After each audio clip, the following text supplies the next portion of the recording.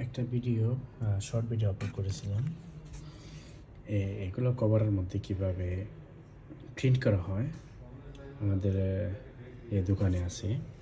এগুলো কিন্তু crocodile cover, তারপরে জেনুইন গরুর চামড়ার লেদার দিয়ে চামড়ার দিয়ে কভারগুলো বানানো হয়।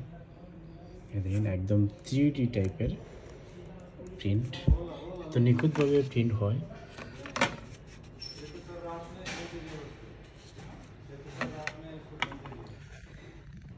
দেখেন এর অনেকগুলো কাভার আরও আছে, এগুলোর মধ্যে কাস্টমারের চাহিদা অনুযায়ী প্রিন্ট করা হয়।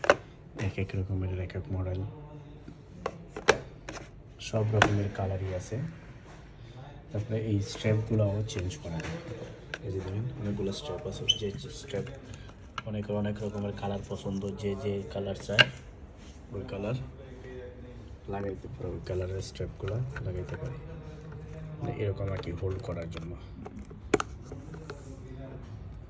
কভারগুলো।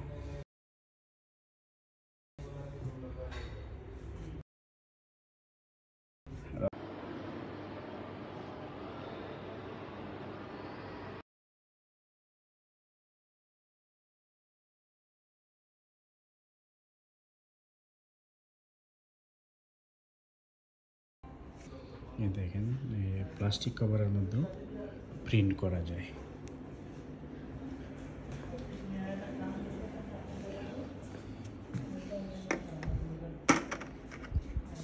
এই যে একদম জল সাফ সিস্টেমে প্রিন্ট করা হয়।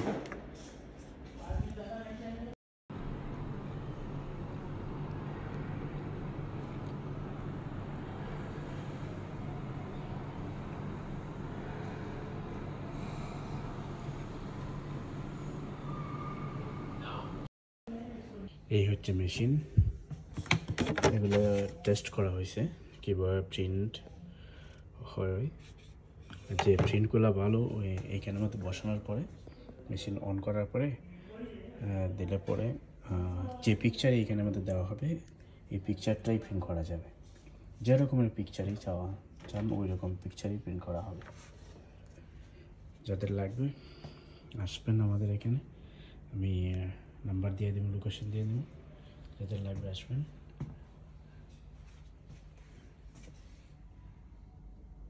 ভালো মানের প্রিন্টার আর কোয়ালিটি একদম প্রিমিয়াম কোয়ালিটি। এই হচ্ছে আমাদের দোকানের নাম, আপনাদের দোকানের সাইনবোর্ডে দেখিয়ে দিচ্ছি। এটা হচ্ছে দোকানের সাইনবোর্ড। আর Royal Plaza, Asad Royal Plaza B1। তো আজকে এই পর্যন্তই, সবাই ভালো থাকবেন, সুস্থ থাকবেন, আল্লাহ হাফেজ।